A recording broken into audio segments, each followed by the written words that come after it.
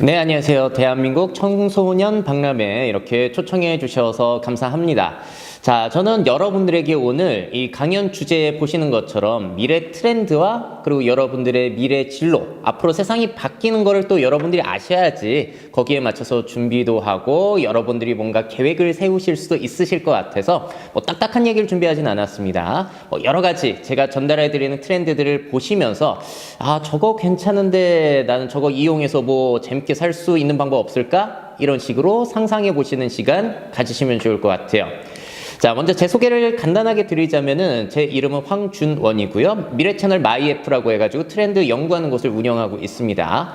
근데 제 직업 이름이 굉장히 특이해요. 저는 미래 캐스터라는 직업을 가지고 있는데요. 일기예보에 기상캐스터가 있는 것처럼 미래에 대한 소식을 이렇게 쉽게 그리고 간략하게 전달해 드리는 역할을 하고자 제 직업을 제가 직접 만들었습니다. 그래서 저 같은 사람을 뭐라고 부르냐면은 창직자라고 부르잖아요. 그래서 여러분들도 앞으로 내가 뭐 해먹고 살아야 되지 이런 고민들이 많으실 텐데 기존에 있는 것들 고르는 수도 있지만 저처럼 자기의 직업을 자기가 만드는 수도 있다는 점. 저를 보시면서 아마 아 저렇게 사는 인간도 있구나, 저렇게도 돈 버네, 이런 것들 한번 떠올리시면 좋을 것 같아요. 창직에 대한 이야기는 제가 끝부분에 또 말씀을 드릴 겁니다. 그래서 제가 주로 하고 있는 일은 트렌드를 연구해요. 미래 사회가 어떻게 바뀌는지 그를 토대로 해서 이렇게 강의도 한다든지 책을 쓰거나 칼럼을 쓰거나 여러 가지 컨설팅, 뭐 기업에 가가지고 세미나도 열고 이런 식으로 일을 하고 있습니다. 아니, 세상의 변화가 빠르다 보니까 저 같은 사람도 필요해진 거죠. 그러니까 세상의 변화에 따라서 또 뭐가 필요하지? 이런 걸 보시게 되면은 여러분들만의 커리어, 직업을 또 만들어 갈 수가 있을 겁니다. 뻔하게 살 필요는 없잖아요. 자, 그래서 미래 하면 여러분들 어떤 게 떠오르실지 모르겠습니다만 저는 주로 이러한 영역들, 지금 보시고 있는 영역들을 다루고 있어요. 자, 여기에서 여러분 눈 가장 먼저 들어온 것이 여러분들의 최대 관심사일 가능성이 높고요. 이런 것들 하나만 나한테 영향을 미치는 것이 아니라 막 복합적으로 여러분들에게 정말 수많은 영향을 미치면서 사실 예측하기 힘든 세상을 살아간다는 것이 우리의 지금 현대를 살아가고 있는 우리들의 숙명인 것 같습니다. 그래서 제가 오늘 여러분들에게 말씀드리는 트렌드도 곧 구식이 될 거예요. 그래서 제가 말씀드리는 트렌드는 그냥 참고만 해주시고요. 여러분들 스스로가 찾아가지고 잘 이용하시는 법을 익히시는 게 최고겠죠.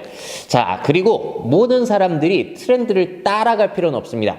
오늘 이야기의 핵심은 뭐냐면은 여러분들의 관심 분야, 여러분들이 좋아하시는 영역에 이런 트렌드 영역을 섞기만 하더라도 새로운 기회가 생길 수 있다는 것을 한 40분 동안 증명을 드리려고 해요.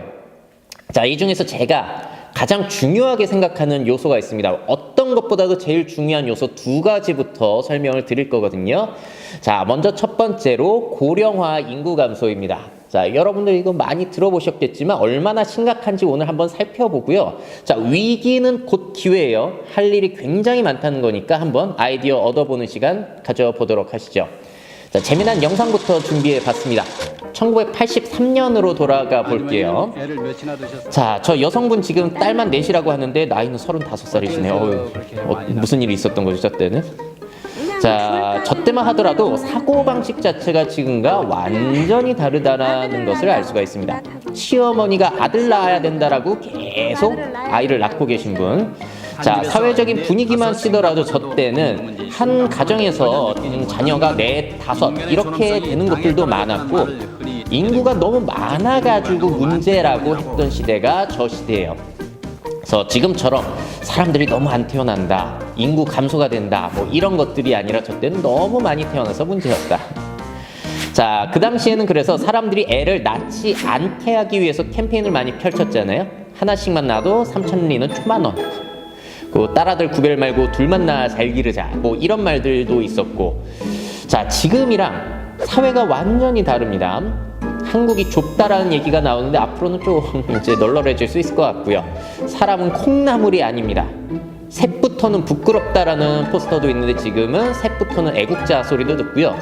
아니, 나라에서 피임 수술까지도 무료로 해줄 정도였다고 하니까 얼마나 적극적이었는지 아실 수가 있어요. 자, 그렇다면은 같은 땅이지만 저 때의 한국 사회와 지금의 한국 사회는 같은 사회냐? 같은 사회가 아니라는 거예요. 자, 지난 몇십 년 동안 이렇게 바뀌었고요. 앞으로는 바뀔까요? 또 안 바뀔까요? 많은 것들이 계속 바뀌어 갈 것이라는 점이죠. 자, 제가 1925년부터 18년까지 출생아와 사망자들을 한번 정리해 봤어요. 저렇게 산봉우리처럼 뽕 올라간 순간이 출생자들이 빵 터져 나온, 전쟁 이후에 빵 터져 나온, 그래서 베이비 부머 세대라고 많이 들어봤잖아요. 그래서 어떻게 보자면 전쟁 후에 사람들이 이상할 정도로 많이 태어났다. 이렇게 보셔도 될 것 같아요. 얼마나 많냐면은 1971년까지만 하더라도 1년에 100만 명 정도가 태어났습니다. 아마 여러분들 어머니, 아버지, 그리고 좀 윗세대, 아마 그분들 나이대가 될 것 같은데, 그분들이 이제 1년에 100만 명씩 태어났던 거고요. 자, 지금 2005년생 같은 경우에는 뚝 떨어져가 지금 중3이죠. 43만 명밖에 되지 않아요.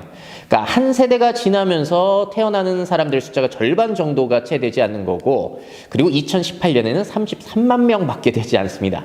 한 50년이라는 세월 동안 태어나는 사람들의 숫자가 3분의 1이 된 거예요. 이렇게까지 아이를 적게 낳는 나라가 세상에 있을까요? 없어요. 우리나라가 제일 심합니다. 이 수치는. 자, 그러면 이 그래프들을 여러분들의 진로에 있어서 꼭 대입을 해보셔야 되세요. 예를 들어서 여러분들이 앞으로 초등학교 선생님이 된다? 아동복을 판매한다? 잘 될 수 있을까요? 잘 되기 힘들 거라는 게 딱 수치로 보이잖아요. 머릿수 자체가 다른데. 자, 그리고 1971년까지 태어난 저 많은 분들이 지금 거의 뭐 50대, 60대 이렇게 되시는 분들인데, 그분들이 앞으로 머릿수는 유지하신 상태로 2배 이상 유지하신 상태로 나이를 드신단 말이에요. 자, 그러면은 누구를 대상으로 장사를 해야 될 것이며, 누구를 대상으로 내가 진로를 설정해야 할 것인가? 뭐 예를 들어서 보건 의료 쪽 생각해 보세요. 뭐 돌봄이라든지 장례 사업이라든지 앞으로 그런 쪽은 굉장히 많이 필요할 수밖에 없고, 또 이런 얘기 들으면 좀 안타깝습니다만 한국 사회에서 돈을 가지고 있는 사람들은 누구죠? 땅 가지고 있는 사람들은 또 누굴까요? 저 머릿수가 많은 세대들이 지금 재산도 많이 축적을 해놓은 상태이기 때문에 그분들을 무시하고서 여러분들이 진로를 정할 수는 없다라는 점을 꼭 기억을 해주셔야 될 것 같아요. 자, 사망자는 보시게 되면 거의 비슷했는데 2018년에 살짝 늘어나가지고 한 30만 명쯤 돌아가셨습니다. 자, 그렇다면은 2019년에는 어떻게 됐을까요? 2019년에 만약에 출생자가 30만 명 이하가 되고 사망자가 30만 명 이상이 됐다? 그럼 역전이 되는 거잖아요. 죽는 사람이 더 많았던 거예요. 그러면은 대한민국의 인구 감소가 드디어 시작이 되는 겁니다. 한국 사회는 지금까지 인구 감소가 된 적이 없어요. 대한민국 사회는. 근데 앞으로는 어떻게 될까? 자, 참고로 2019년 아주 가까스로 증가했습니다. 8,000명가량 증가했다고 하니까요. 자, 8,000명이라고 하면은 뭐 누군가의 유튜버 구독자 숫자밖에 안 될 텐데 그거밖에 증가가 안 된 거예요. 자, 2020년에는 그러니까 거의 확실하게 인구가 감소한다라고 보시면 되겠고요. 앞으로 여러분들이 살아가시면서 대한민국 사람들이 늘어난다? 이건 상상하기가 아마 힘드실 거예요. 새로운 정상 상태예요. 인구가 줄어드는 게 새로운 정상 상태가 됩니다. 그래서 통계청 자료를 보시더라도 자, 앞으로는 2045년만 보세요. 한 해에 36만 명이 뿅 사라지고 67년에 53만 명이 뿅 사라진다. 자, 이게 얼마나 많은 숫자인지 모르실 것 같아서 제주도의 인구가 몇 명인지를 생각해 보자고요. 제주도의 인구 전체가 67만 정도 됩니다. 그러니까 한 20년 뒤에 2년 정도만 지나면 제주도 인구가 쑥쑥 빠져나가는 거예요.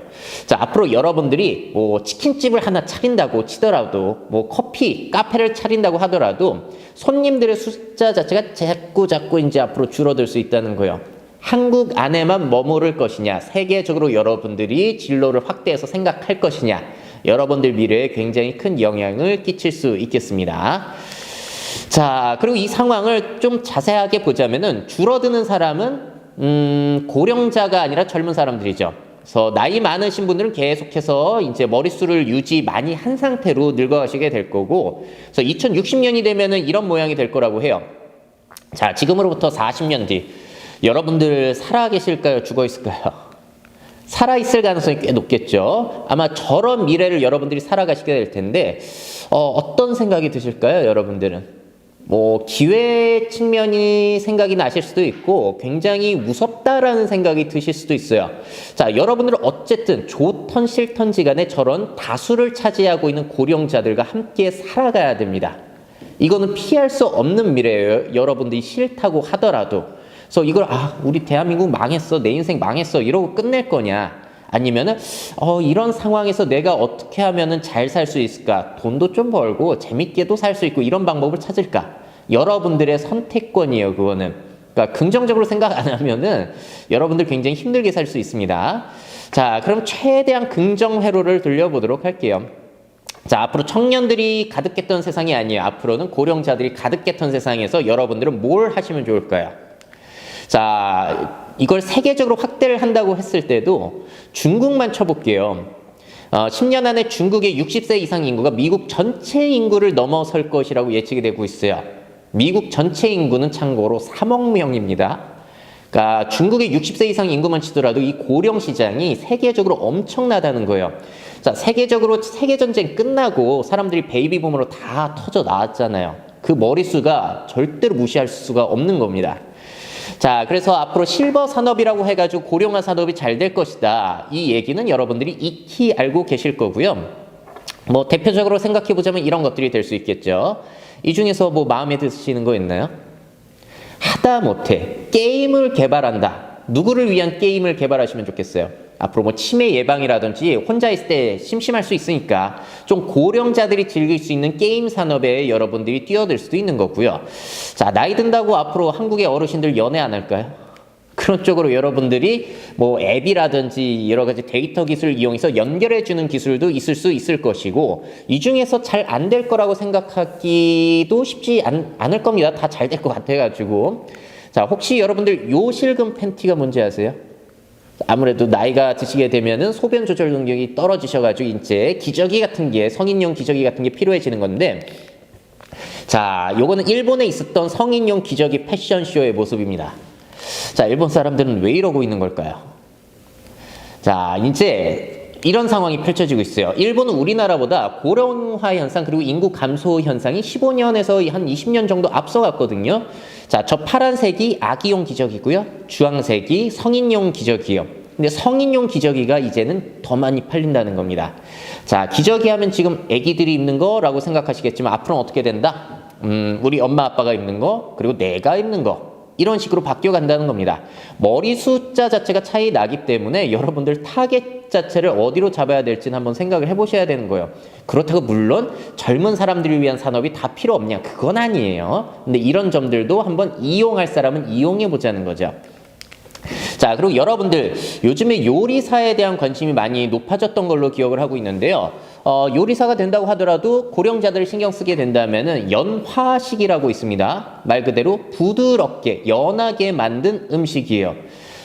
노인분들이 이제 치아도 안 좋아지시고 이제 소화기관도 떨어지시다 보니까 기능이 이렇게 부드러운 음식, 고령자들을 타겟으로 이제 사로잡을 수 있는 이런 레시피를 개발하는 사람들, 그리고 이런 식당을 내는 사람들, 또 기회를 잡을 수가 있다는 거예요. 아니면 구독 경제가 유행이라고 하니까 그 사람의 맞춤 영양을 생각해서 연화식을 만든 다음에 배송시켜주는, 월 뭐 몇만 원 내면 넷플릭스처럼 이렇게 제공하는 것도, 그러니까 트렌드를 막 이것저것 섞다 보면은 기회들은 무지무지하게 생겨날 수 있을 거예요. 단 뻔하게 간다라고 친다면은, 뻔하니까 거기 경쟁에서 이기면은 돈을 벌 수는 있어요. 근데 그 경쟁이 싫다면 다른 방식도 한번 생각해 보시라는 거죠. 자, 그리고 제가 굉장히 좋아하는 사례를 하나 보여드리도록 할게요. 자, 여러분들 뷰티 산업만 생각해 보시더라도 뷰티 업계 하면 예뻐지는 것, 젊은 사람들을 위한 것, 이렇게만 생각을 하시겠지만 앞으로 고령자들이 많아지면서 자, 이 뷰티 산업을 굉장히 새롭게 해석한 사례를 보여드리도록 할게요. 자, 오랜만에 할머니들을 찾아뵙고 예쁘게 마사지 해드리고 화장해드림으로써 기분을 좋게 만들어드리는 심리치료 사업입니다. 저 직업의 이름은 뷰티 터치 테라피스트예요.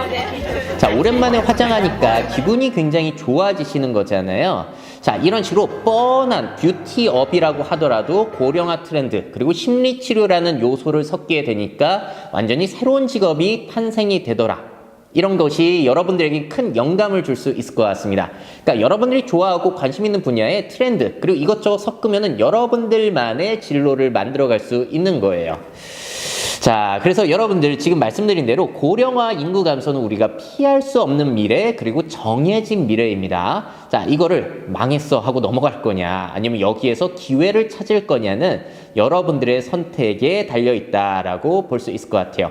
자, 어떻게 보셨나요? 이 고령화만 신경 쓰더라도 앞으로 할 일이 굉장히 많겠다라는 게 느껴지시지 않으세요? 뭐 인공지능 일자리 뺏어간다는데 뭐 뺏어가라고 하죠. 여러분들이 고령화 이 문제, 인구 감소 문제를 해결하기 위해서 할 일들은 뺏어가는 것보다 훨씬 많을 겁니다. 트렌드를 알면은 할 일들은 많아져요. 자, 다음에 이것만큼 중요한 트렌드를 소개해 드리도록 할게요. 자, 한국의 인구는 줄어들지만 세계의 인구는 어떻게 될까요? 지금 현재 우리 여기 와 있고요. 유엔의 추산으로는 세계 인구가 앞으로 한 2050년, 60년이 되면 100억 정도는 찍지 않겠냐라고 보고 있어요. 아니, 지금도 많은데 100억이 되면은 이거 좀 뭔가 걱정되는 점도 여러분들 있지 않으세요? 그래서 여러분들도 많이 걱정하시고 저도 걱정하는 게 바로 이 환경 위기와 기후 위기입니다. 자, 지금은 위기라고 부르지만 앞으로는 뭐 재난이라고 부를 수도 있을 것 같고요. 지구의 온도가 높아지는 거, 그리고 대기질 문제라든지 쓰레기는 계속 쌓여가는데 이거 어떡할 거냐. 지금도 77억, 8억 되는데 이 문제가 생겼다. 근데 100억이다? 야, 여러분들 앞으로 한 10년, 20년, 그래 최소 한 60년 정도는 사실 것 같은데 이 문제 해결 안 한다면은 정말로 우리가 열심히 노력하는 것들이 딱히 의미가 없어지는 거예요. 그래서 여러분들 미래에 정말로 중요한 부분이 이 영역인 거죠. 여러분들의 살면서 미션이라고 볼 수 있겠습니다. 이 문제 어떻게 해결할 거냐. 전 세대들은 산업을 어떻게 계속해서 성장시킬 거냐가 미션이었다면은 여러분들은 이제 우리가 쓰레기 뱉어놓고 이런 오염 문제 생긴 것들, 지속 가능성을 우리가 어떻게 가져갈 것인지가 여러분들의 미션이다라고 볼 수 있을 것 같아요.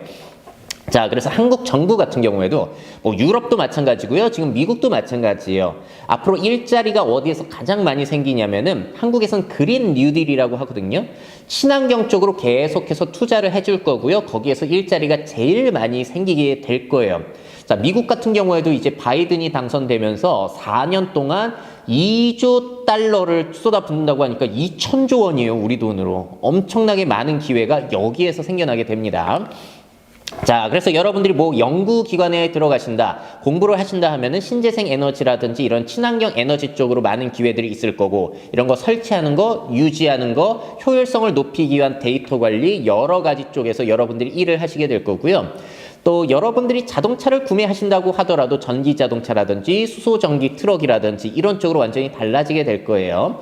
그래서 이런 자동차와 관련해서도 앞으로는 소프트웨어가 굉장히 중요해집니다. 테슬라만 보더라도 여러분들이 아시는 게 똑같은 자동차인데 업데이트를 통해서 기능이 막 좋아져요. 자율주행 기능이 계속 향상이 되고, 그렇다 보니까 이제 앞으로의 자동차는 사실 과거의 자동차가 아니라 달리는 스마트폰, 이렇게 볼 수 있는 거거든요. 이쪽 관련해서 정말로 많은 일들이 필요할 거예요. 하다못해 자율주행 자동차가 달리려면은 지도 같은 것들도 앞으로는 3D로 많이 바꿔야 될 거고요. 신호 시스템이라든지 관련해가지고 엄청나게 많은 것들이 달라지게 될 겁니다. 뭐 충전 시설도 마찬가지고요. 자, 그리고 우리 일상생활에서 생각해 봤을 때는 이 플라스틱 문제 어떻게 할 거냐. 만드는데 5초, 사용하는데 5분, 분해되는데 500년이 걸린다. 자, 여러분들도 많이 사용하실 텐데 계속 쌓여가면서 얘네들이 잘게 분해돼가지고 미세 플라스틱이 되고, 그걸 또 우리가 먹고 있다고 하죠. 자, 많은 노력들이 앞으로 필요할 텐데요. 일단 간단한 노력 중에 하나가 이런 게 있어요. 제로 웨이스트 샵. 쓰레기가 나오지 않는 가게예요. 그래서 여러분들이 용기를 가져와서 필요한 만큼만 따라오는 방식입니다. 그래서 곡물이라든지 세제라든지 그런 것들 원하는 만큼만 따라오는 방식이니까 아무래도 일회용 플라스틱이 덜 사용될 수 있겠죠. 자, 그래서 아무래도 용기, 그 포장 가격이 덜 들어가다 보니까 가격은 저렴하게 판매가 되더라고요. 대기업이라고 여기 트렌드에서 벗어날 수가 없어요. 그래서 지금 이마트 같은 경우에는 서울에 4곳 정도의 리필 스테이션이라고 해가지고 내가 세제 다 쓰면은 저기 가가지고 다시 따라오는 거예요. 그럼 플라스틱이 줄겠죠? 아모레 퍼시픽이라고 여러분들 화장품 만드는 회사 알 거예요. 거기에서 나온 샴푸라든지 바디워시 같은 것들도 따라오는 방식을 도입한 아모레 스토어도 있습니다. 이런 노력들 앞으로 계속 이어질 거고요. 자, 이런 것들을 이용하시게 되면 편리할까요? 불편할까요? 정말 불편해요. 그래서 이거를 어떻게 편리하게 할까? 사람들에게 더 어필할 수 있는 방법은 뭘까? 여러분들의 아이디어와 노력들, 그리고 제 세대의 노력들과 함께 진행이 되어야 할 우리 세대의 미션입니다. 자, 그리고 그것뿐만이 아니라 여러분들이 신소재 그런 것들도 공부를 하셔가지고 일회용품을 줄이기 위해서 저 좌측에 있는 것은 나뭇잎으로 만든 접시예요. 그리고 우측에 있는 것은 밀로 만든 접시입니다. 그러니까 저런 것들을 쓰게 되면은 빨리 분해가 되기 때문에 지구에 해를 많이 끼치지 않을 수 있다는 거예요. 자, 이 쓰레기 문제 어떻게 해결할 것인가? 많은 아이디어들, 노력들이 필요할 거고요. 또 지속 가능한 식량은 어떻게 생산할 것인가? 100억 명이 된다고 하는데 농업의 중요성 진짜 중요해요. 근데 여러분들이 농부가 됐을 때는 지금의 농부와는 좀 다른 모습이 될 수 있겠죠? 앞으로의 농부는 과학자, 엔지니어가 농업 일을 하게 되는 경우들도 상당히 많을 거예요. 그런 것들을 융복합하는 역할들, 또 여러분들의 다양한 기회가 있을 겁니다. 100억 명 먹여 살려야 되잖아요. 자, 그래서 환경을 보호한다는 것은 결국에는 우리 노후 삶을 보호하는 것이기도 해요. 지금 상태로 이렇게 환경이 안 좋아진다. 여러분들 앞으로 한 30년 뒤, 40년 뒤 살기 쉽지 않겠죠? 그래서 이것만큼 중요한 것도 없다라는 생각이 듭니다. 그래서 이건 중요할 뿐만이 아니라 세계적으로도 가장 많이 투자가 벌어지고 있는 영역이에요. 유럽도 미국도 한국도 마찬가지이기 때문에 이쪽으로 다양한 기회들이 있을 거고요. 이쪽으로 창업을 하거나 창직을 했을 때 정부에서도 지원금을 제일 많이 여러분들에게 지원을 해주게 될 겁니다. 그래서 환경 위기 시대에 뭘 할 수 있을까? 이것만 생각해 보시더라도 할 일이 너무 많다. 인공지능 일자리를 가져가는 거 신경 안 쓰셔도 된다. 자, 다음부터는 이제 무서운 얘기 말고 좀 야들야들한 얘기를 하면서 진행을 해보도록 할게요. 여러분들은 가족 사진 하면 어떤 게 떠오르실까요? 저는 사실 이제 곧 있으면 40이기 때문에 이런 게 떠올라요. 좀 많아 보이죠? 왜냐면 동네 사진관마다 이런 게 붙어 있었거든요. 근데 2020년 제일 전형적인, 그리고 앞으로 여러분들이 살아갈 때 제일 전형적인 가족 사진 모습은 무엇일까요? 제가 볼 땐 이거예요. 여러분들 혼자, 그리고 댕댕이 한 마리. 이게 가장 전형적인 가족 사진 모습이죠. 자, 그래서 우리가 살아가면서 1인 가구가 증가하는 미래는 벗어날 수가 없습니다. 여러분들도 한 10년, 20년 뒤에 혼자 살고 있을까요? 결혼했을까요? 제가 볼 때 혼자 사는 분들 꽤 많으실 것 같은데, 이거 보시는 분들도. 자, 퀴즈를 한번 내볼게요. 2018년 기준으로 우리나라에서 제일 흔했던 가구 구조는 무엇이었을까요? 이 집은 몇 명 사나, 이 집은 몇 명 사나, 다 문 두들기고 돌아다니면서 물어본 거예요. 제일 많았던 거. 참고로 이렇게 질문 드리면 맞추시는 분들이 극히 적습니다. 정답을 공개하면 이래요. 우리나라는 2018년에도 2017년에도 1인 가구가 제일 많았어요. 우리나라에서 제일 흔한 가구 구조는 그래서 1인 가구예요. 자, 이 점을 많은 사람들이 모르고 있더라고요. 이 1인 가구 앞으로 늘어난다, 줄어든다? 계속 늘어난다. 자, 그래서 기존 가족 구조와 관련된 산업들은 잘 될 가능성이 없어 보입니다. 결혼식장이라든지 패밀리 레스토랑, 대형 마트, 대형 주택 이런 것들은 수요 자체가 줄어들 수 있겠죠. 자, 대신에 어떤 것들이 잘 될 것인가? 간편식, 배달 음식, 뭐 이런 것들 잘 되겠죠. 혼자 사는데 뭐 많이 해 먹겠어요? 자, 그리고 자기 개발. 혼자 심심하니까 피아노를 배운다든지, 또 앞으로 세상도 빨리 바꾸니까 뭐 코딩을 배운다든지, 인공지능을 배운다든지 여러 가지를 재교육받고 있겠죠. 자, 그리고 가구만 하더라도, 가전제품만 하더라도 소형 가구와 제품들이 잘 팔릴 가능성. 자, 그리고 우측 하단에 제가 귀여운 고양이는 왜 넣어놨을까요? 요즘 사람들은 가족을 만드는 대신에 가족 뭐 결혼해가지고 아이를 낳고 그러는 것이 아니라 외롭기는 한데 결혼하기는 싫으네, 애 낳기는 더 부담스럽네, 그래서 선택하는 것이 반려동물이잖아요. 그래서 여러분들 반려동물 시장은 앞으로도 더 성장이 될 것 같아요. 사람 역할을 해가게 되겠죠, 얘네들이. 그래서 이게 중국만 치더라도 얼마나 어마어마하냐. 중국의 반려동물 2억 마리라고 합니다. 2억 마리. 우리나라 인구보다 많아요. 그러니까 동물 사진사만 하더라도 먹고 살 수 있는 사람들이 나오고 있다는 거예요. 한 사진사의 인터뷰에 따르면 여행 사진 수요의 30%가 반려동물 사진이라고 합니다. 자, 여러분들도 반려동물 좋아하잖아요. 예전처럼 그렇게 막대하지 않아요. 밖에 똥강아지처럼 이렇게 길르지 않기 때문에 지금 사람한테 했던 역할을 조금씩 개 고양이한테 가져올 가능성이 있고요. 앞서서 제가 고령화 관련된 그 여러 가지 산업들 보여드렸잖아요. 그것들도 다 강아지들한테 적용할 수 있어요. 강아지들도 늙어가면서 연화식이라든지 그런 게 필요해질 거니까. 자, 그리고 또 이거를 첨단 기술과 엮어서 생각을 해본다. 그러면은 로봇 가족도 생각해 볼 수 있을 거예요. 삼성에서 올 초에 공개한 반려 로봇입니다. 삼성이 이제 가족을 로봇으로 만들어주고 있는 모습이에요. Come here, Baldy. 자, 저렇게 부르면 와요. Good boy. 자, 저런 게 여러분들의 가족을 대체할 수 있을 것인가? 주인의 눈치를 보면서 앞으로는 다양한 일을 가족 대신에 해줄 수도 있다는데 아직까지 저런 기능은 없습니다. 저 그냥 상상이에요. 하지만 AI가 발전하게 되면 업데이트가 되면서 없던 기능들이 자꾸 발전하게 되겠죠.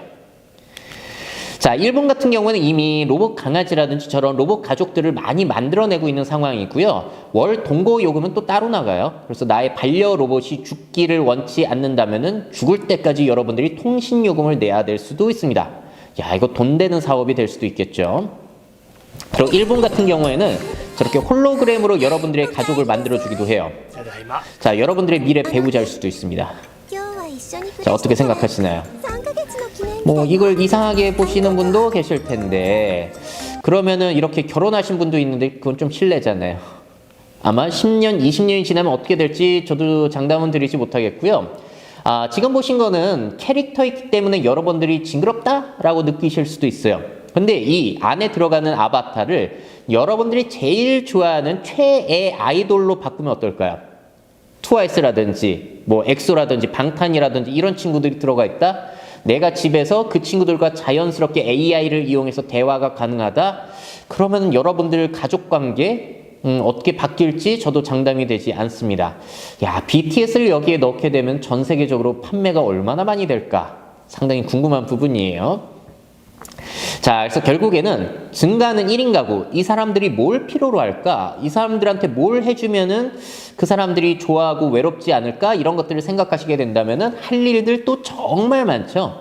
앞으로의 트렌드를 여러분들이 이용하시면은 이거 실업자가 되기도 쉽지 않아요. 그리고 돈 들어가는 것만 있는 게 아니라 돈 없이도 시작할 수 있는 여러 가지 일들이 또 있을 겁니다.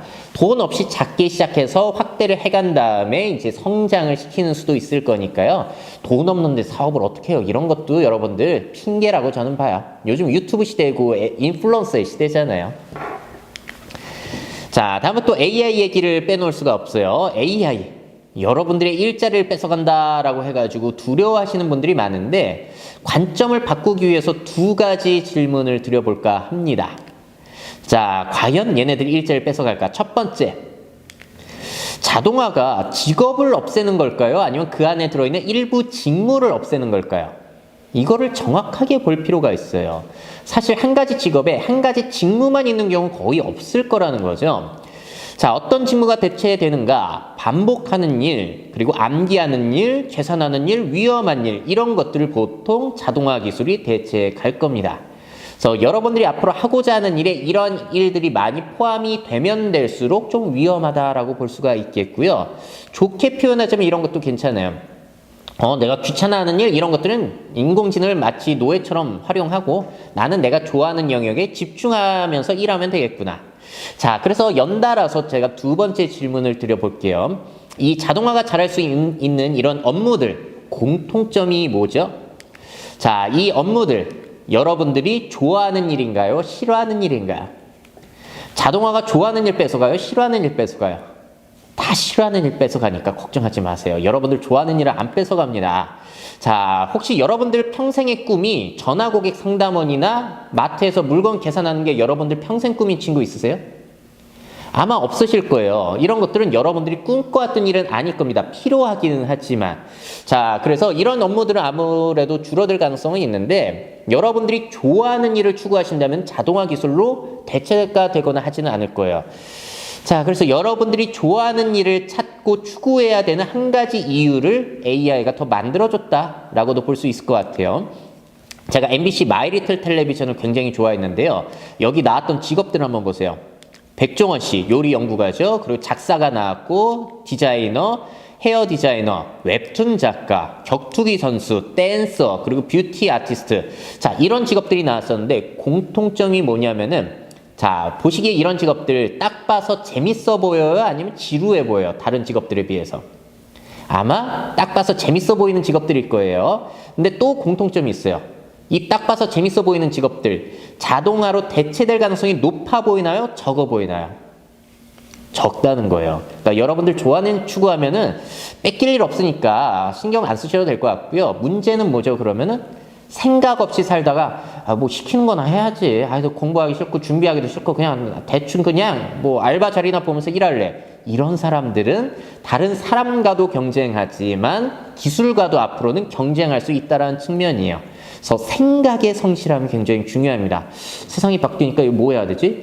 이런 건 대체될 수 있을 것 같으니까 내가 굳이 안 해도 될 것 같아. 다른 쪽으로 나는 연구해봐야겠다. 근데 좋아하는 일을 추구하신다면 뺏길 일은 극히 드물 것 같아요. 자, 그래서 이런 것들, 인공지능 로봇과 경쟁할 거냐, 이용할 거냐. 아니, 이용해 먹어야죠, 당연히. 그 모습이 딱 아이언맨 토니 스타크의 모습입니다.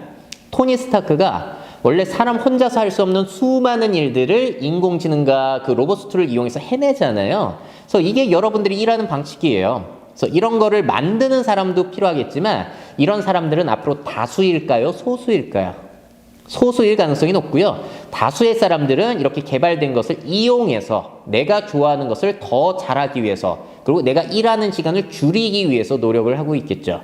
아니, 여러분들이 윈도우라든지 아이폰 같은 거 개발 안 하셨잖아요. 근데 그거 이용해서 내가 좋아하는 영역 그리고 하고자 하는 영역에 활용하시는 것처럼 여러분들을 잘 지켜보시다가 괜찮은 인공지능 나왔네, 괜찮은 로봇 나왔네, 써먹으시면 되세요. 모든 사람들이 개발자 될 필요는 없습니다. 미래에는 코딩을 해야 되나? 일부만 하시면 돼요. 그래서 어떻게 이용할 거냐? 여러분들이 디자이너가 되고 싶다면은 그냥 스케치는 내가 하고요. 색칠은 저렇게 인공지능이 해줄 수도 있어요. 그럼 일이 좀 더 수월해지겠죠? 이렇게 이용하시라는 거예요. 저거는 포토샵을 만든 어도비에서 만든 프로그램이고요. 자, 또 여러분들이 요식업을 하신다. 그럼 나는 요리에 집중하고요. 그 서빙하고 그런 것들은 저런 서빙 로봇한테 맡기면은 나는 이제 좀 더 고용을 좀 적게 하면서 돈도 아껴가면서 일할 수 있는 거잖아요.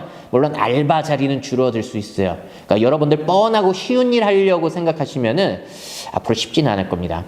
좀 더 창의적이고 뭔가 개발하고 기획하고 이런 것들 CEO적으로 생각을 하셔야 되는 거죠. 회사를 운영하는 사람처럼. 자, 그래서 이 AI 시대에 차별화된 경쟁력을 기르고 있는가? 나만의 능력, 여러분들의 역량을 작품화시키는 게 중요해요. AI도 할 수 있는 그런 뻔한 능력 말고요. 자, 그래서 이런 식으로 트렌드들을 여러분들이 이용하시게 된다면은 기회들이 엄청나게 많습니다. 이것저것 섞어보시면 여러분들만의 레시피가 만들어지는 거예요. 그냥 뻔한 직업을 하시는 것도 좋아요. 왜냐면 그건 확실하기 때문에 경쟁에서 이기면은 여러분들이 그걸 통해서 돈을 벌 수 있는 길이 확실하게 열리고요.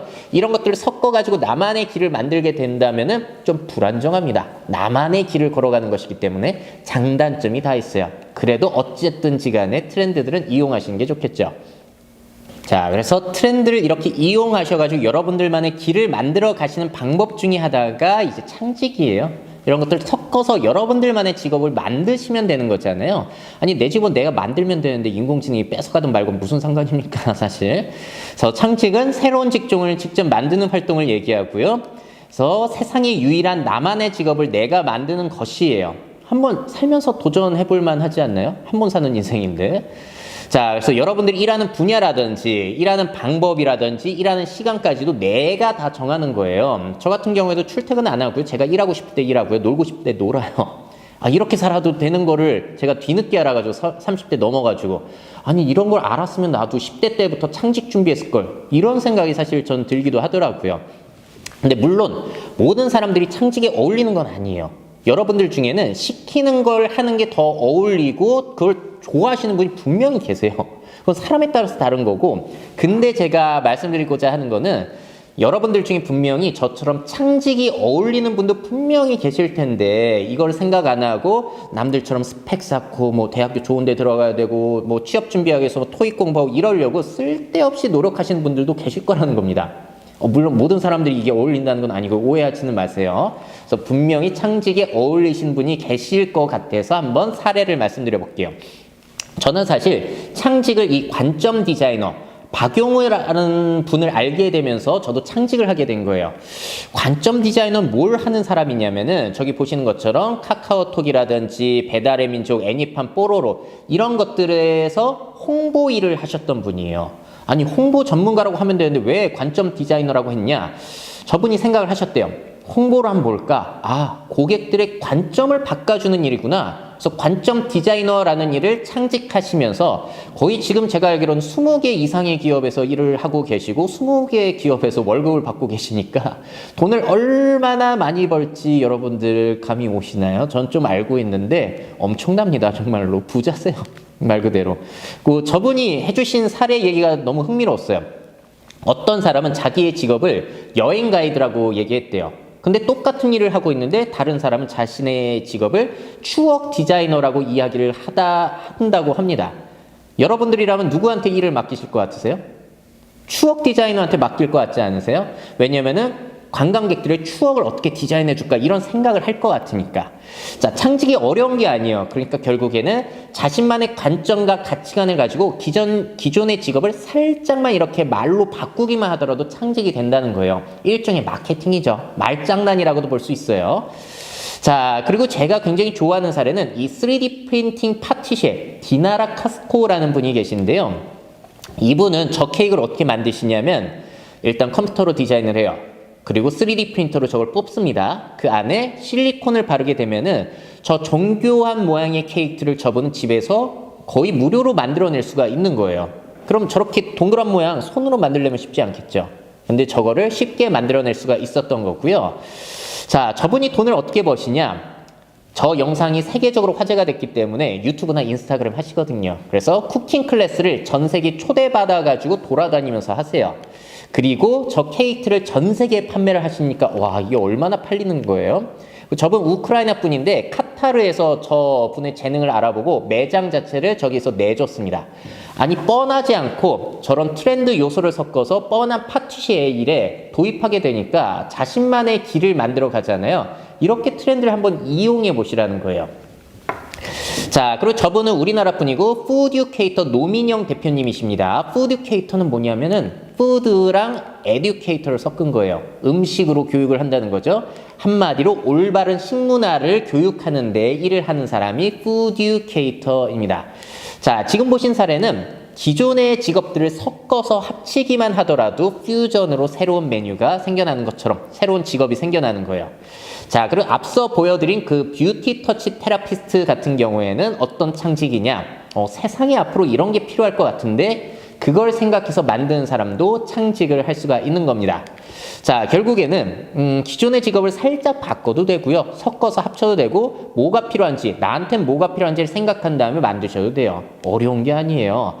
자, 그래서 제가 미래캐스터라는 것을 만들어낼 수 있었는데요.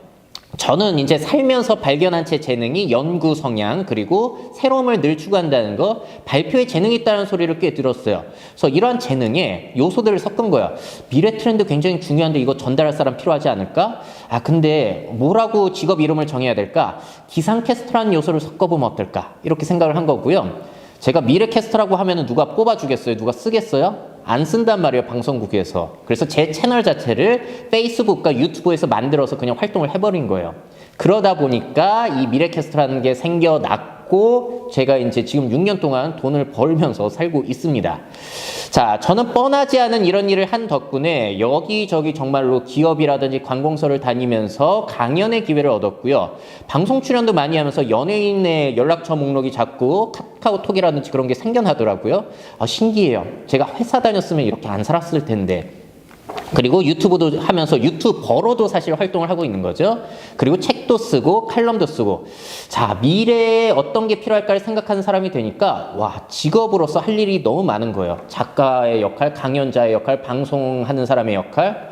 자, 저는 살면서 실업자가 될 것 같지는 않아요. 어찌 보자면 평생 직업인 거죠. 자, 그래서 이런 직업들 사실 그런데 장점만 있는 건 아니에요. 물론 장단점이 다 있을 거고요. 사람마다 다 다를 겁니다. 창직은 정해진 게 아니다 보니까. 그래서 제 경험상 창직의 장점이 뭐가 있었냐면은 근무 시간 장소 제 맘대로 하고요. 직장 상사 없으니까 그냥 제 맘대로 일해요. 너무 좋지 않아요? 그래서 경쟁할 필요도 없고요. 미래캐스터는 저 하나인데 무슨 경쟁이 되겠습니까? 그리고 제가 원하는 일만 합니다. 싫어하는 일 안 해요. 돈 되는 것만 하고요. 제가 재밌어 하는 일만 해요. 이렇게 살아도 돼요. 이렇게 사는 사람들이 꽤 있어요. 못 보셔서 그렇지. 자, 그리고 또 좋은 점은 남들이 하지 않는 일을 하는 거다 보니까 이 나만의 능력으로 또 취업을 할 수도 있는 거고요. 창업을 할 수도 있어요. 오히려 길이 넓어집니다. 좁아지는 게 아니라. 근데 단점도 분명히 있습니다. 자, 어떤 단점이 있냐면 모든 결정과 책임은 다 제가 져야 되는 거예요. 누구한테 물어볼 사람이 아예 없다 보니까 늘 거기에 대한 고민을 달고 살아야겠죠. 퇴근 후에 아주 즐겁게 넷플릭스만 보거나 그런 것은 없어요. 늘 머릿속에 있습니다. 앞으로 어떻게 일해야 될지. 이게 제일 큰 단점이에요. 이것 때문에 창직 안 하겠다는 사람들 많을 겁니다. 여러분들 중에. 월급이 없어요. 여러분들 돈은 여러분들이 스스로 벌어야 되는 거예요.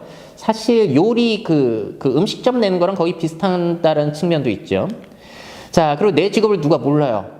여러분들이 만약에 삼성전자의 뭐 개발자가 되셨다라고 하면은 어디 가서 난 삼성전자 다녀 하면은 오 그래요 하면서 좋아할 거잖아요. 다른 사람들이. 저는 어디 가서 미래캐스터입니다 하면 뭐야? 이렇게 된다는 거예요. 다 알리고 다녀야 된다는 이 단점이 있고요.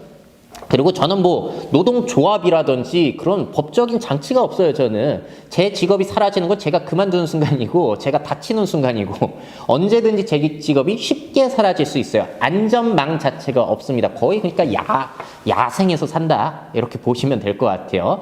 장단점이 다 있습니다. 그래서 여러분들 여기에 맞는 사람이 또 창직을 하시면 될 것 같고요. 관계 자체가 일단 예전과 많이 달라지고 있다는 걸 여러분들도 느끼실 거예요.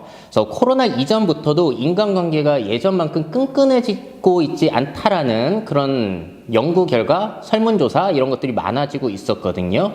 그래서 집에서 혼자 이제 친구를 만나는 대신에 넷플릭스라든지 유튜브를 보면서 그런 사람들과 관계를 맺는 사람들이 참 많아지고 있었던 것 같아요. 그러니까 직접적인 친구한테 여러 가지 이유를 듣고 함께 시간을 보내는 게 아니라 인터넷 공간에 있는 내가 좋아하는 인플루언서라든지 1인 방송하는 사람들 그리고 그 공간 안에 여러 사람들과 간접적으로 시간을 보내는 사람들이 늘어나고 있었다는 거죠.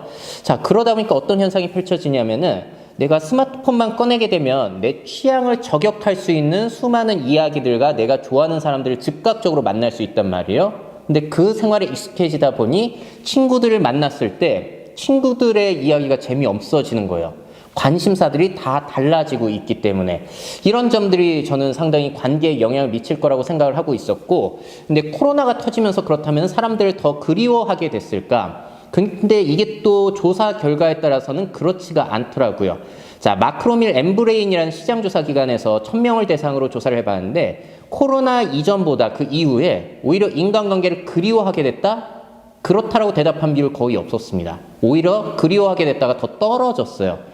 그래서 그들의 분석으로는 이런 얘기도 있었거든요. 이번 코로나라는 기회를 토대로 해가지고 이 핑계로 인간관계를 정리하는 사람들도 많은 것 같다. 그래서 코로나가 끝난다고 했을 때도 관계라는 것이 저는 굉장히 많이 바뀐다고 보고요. 오늘 1인 가구에 대한 이야기를 드렸는데 그래서 1인 가구들은 외로워요. 그랬을 때 사람끼리 이렇게 연결해 줘가지고 그 사람들의 외로움을 해소해 주는 쪽도 앞으로 많이 필요할 거고요. 그것뿐만이 아니라 동시에 여러 가지 간접적인 관계, 인터넷 관계라든지 그리고 네트워크 상에서 맺을 수 있는 아니면 게임 공간에서 여러분들 또 절친이 있을 수도 있잖아요. 그들과의 관계를 또 토대로 해가지고 어떻게 외로움을 해소해 줄 수 있을까? 어떻게 새로운 관계를 형성해 갈 수 있게 해줄까? 이 부분에 있어서도 새로운 영역으로서 성장이 될 거라는 거죠. 결국에 우리가 두 가지 세계를 동시에 살아가요. 실제 세계랑 디지털 가상 세계를 동시에 살아가고 있기 때문에 두 곳에서의 인간관계도 동시에 신경을 써야 되는 이런 사회로 바뀌어가고 있는 것 같습니다. 자, 요즘 일단 여러분들이 새로운 정보를 얻으려면은 어디를 많이 참고하세요? 아마 유튜브 많이 보실 거예요. 인터넷 검색하신다든지. 제가 볼 때도 새롭게 바뀌는 트렌드를 파악할 수 있는 가장 좋은 곳은 유튜브와 인터넷입니다. 왜냐면 책을 보게 되면은 정보가 좀 느려요. 그래서 과거의 여러 가지 사례들을 내가 한번 역사책 처럼 이렇게 정리하고 가겠다라고 했을 때는 책이 도움이 되지만 요즘같이 빨리 바뀌는 시대에는 오히려 유튜브라든지 인터넷상의 정보들을 빠르게 내가 파악해가지고 거기서 정확한 정보를 또 걸러내는 그 안목을 길러내는 것도 상당히 중요해지고 있는 것 같아요. 결국에는 그런 새로운 매체를 잘 활용하는 법을 여러분들이 잘 익히셔야 될 것 같고, 그래서 너무 쏠려가지 말고 댓글도 읽어가면서 균형 잡힌 시각으로 한번 참고해 보시면 좋을 것 같고요. 저는 이런 얘기도 드려요. 저는 늘 미래 트렌드라는 색안경을 끼고 있다라고 생각을 하거든요. 그래서 저는 생활을 이렇게 할 때 친구랑 밥을 먹는다든지 아니면 놀 때라든지 그럴 때 다 생활 모든 부분들이 이제 미래 트렌드와 연결이 돼요. 자꾸 친구들이랑 놀 때 친구가 핸드폰 보고 있는 거 보면 아, 관계가 이렇게 달라지고 있구나. 저 사람과 나와 함께 있지만 저 사람과 대화를 하고 있네. 이런 것들이 보이는 것처럼 여러분들 관심 분야가 생기면은 여러분들 눈엔 다 그것만 보일 겁니다. 여러분들 좋아하는 사람이 생기면 그 사람 뭐 좋아하지? 생각이 늘 머릿속에 있으니까 맛있는 거 보면 그 사람 생각나고 예쁜 옷 보면 그 사람 생각나고 그러는 것처럼 백종원 씨도 요리에 빠져 있으니까 요리 색안경이 있으니까 뭘 보더라도 다 요식업과 연결이 되잖아요. 결국에는 여러분들의 관심과 호기심이 가장 큰 트렌드를 파악할 수 있는 무기가 될 것이다 라고 생각이 듭니다. 할 일들 굉장히 많아요. 왜냐면 제가 추천하는 방법 중에 하나가 뭐가 있냐면 여러분들 불만 노트를 한번 작성해 보셔도 괜찮아요. 살면서 불만들 굉장히 많으시고 사회의 불만들도 많으실 거예요. 아니 나 이거 되게 싫은데 이건 왜 안 돼? 게임하다가 이거 불편한데 이거 왜 수정 안 하는 거야? 이런 불만들을 적어 가시다 보면은 아 이것도 사업 영역이고 이것도 직업으로 내가 할 수 있고 이런 게 계속 떠오르실 거예요. 그래서 불만 노트를 한번 적어 보시는 걸 추천드리고 싶고요. 그리고 제가 그 불만 노트를 적다가 이거 꽂혀가지고 시작을 한다고 했을 때 저는 분명히 그걸 하면서 동시에 인스타그램이라든지 유튜브라든지 페이스북 같은 채널들을 동시에 시작할 것 같아요. 그러면 이제 여러분들의 관심 영역을 남들과 차별화된 능력들을 언제든지 세상에 홍보할 길이 열려 있는 거잖아요. 혹시라도 여러분들이 40살에 여러분들만의 적성을 찾고 여러분들만의 능력을 찾는다고 하더라도 그때부터 홍보할 수 있는 길도 열려 있기 때문에 조급하게 생각하실 필요는 없는 것 같아요. 이것저것 해보시면서 이제 여러분들만의 뭐 적성과 그런 것들을 한 30대까지 여유 있게 찾아보셔도 좋을 것 같습니다. 일단 그래도 도전을 해보시는 게 좋을 거예요.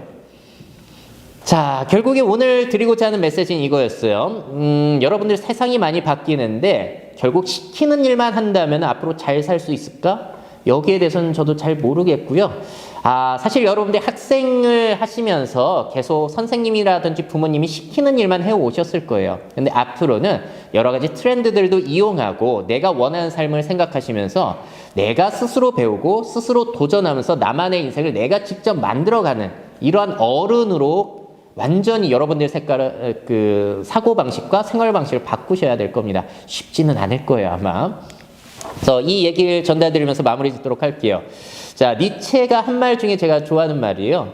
지금 이 인생을 다시 한번 완전히 똑같이 살아도 좋다는 마음으로 살아라. 자, 여러분들 지금 인생 똑같이 살라고 하면 살 것 같으세요? 앞으로 계획하는 인생 또 한번 다시 하라고 하면 살 것 같으세요? 아니라는 생각이 드신다면 뭔가 잘못됐다는 느낌이 들지 않으실까요? 그래서 이 이야기를 한번 생각해 보시면서 여러분들이 원하는 최고의 미래를 한번 상상해 보시고 그 미래를 남들이 아니라 내가 직접 만들어 간다.